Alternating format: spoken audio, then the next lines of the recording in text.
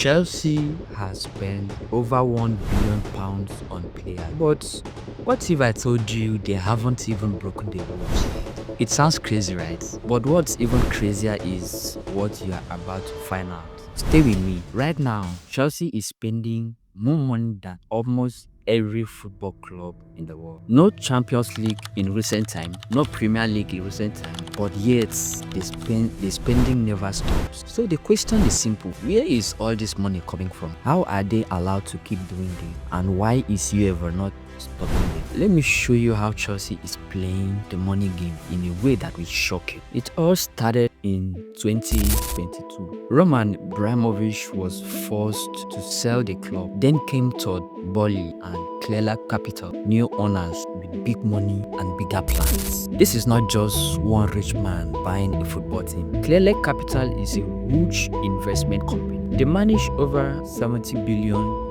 in assets. And when they took over Chelsea, they came to do business. They didn't just come to win games. They came to build something big, a football empire. Since they take over, Chelsea has spent over £1 billion on players. Let me say that again. Over £1 billion on signings in less than 2 years. We all know about Enzo Fernandez, Modric, Moses Caicedo, Christopher Nkunku, Nicholas Jackson, and Cole Palmer. But it didn't stop there. They have also signed top players and top young talents like Leon Della, Dario Esuku, Estefo, Jamie Gitton, Joe Pedro, Kendry Perez, Mike Penders, Mamadou Sarr. Most of these players are teenagers. Some haven't even played one full season in top-level football. So why is Chelsea spending this much on many young players? Because they are not just buying footballers, they are investing in future profits. Have you noticed that Chelsea gives players very long contracts, 7 years, 8 years,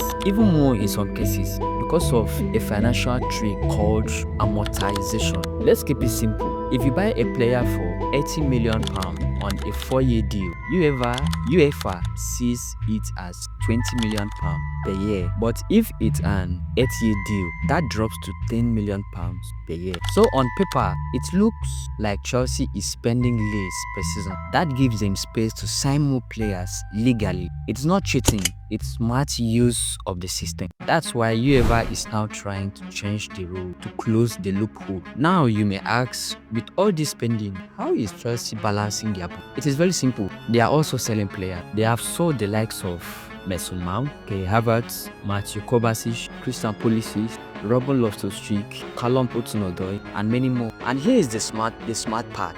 When you sell a player, the full profit shows immediately in your financial report. That helps Chelsea cover the cost of the players they just bought. Spend today, sell tomorrow. It's a cycle. Now let's talk about something big that just happened. Chelsea winning the FIFA Club World Cup against PSG. Yes, Chelsea are now champions of the world. They beat PSG in the final and lifted the trophy.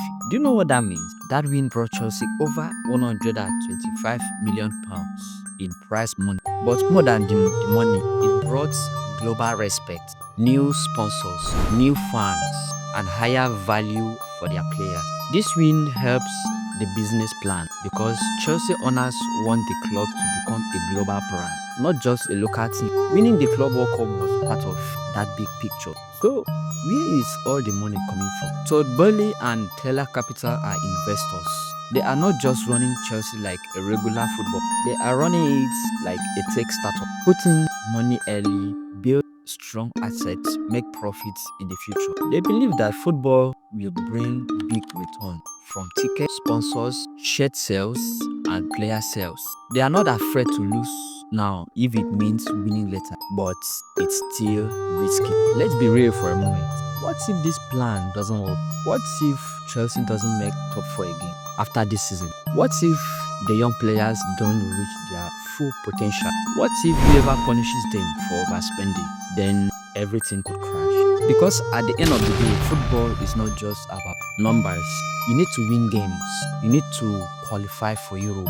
You need to perform on the pitch. If that doesn't happen, even £1 billion won't save.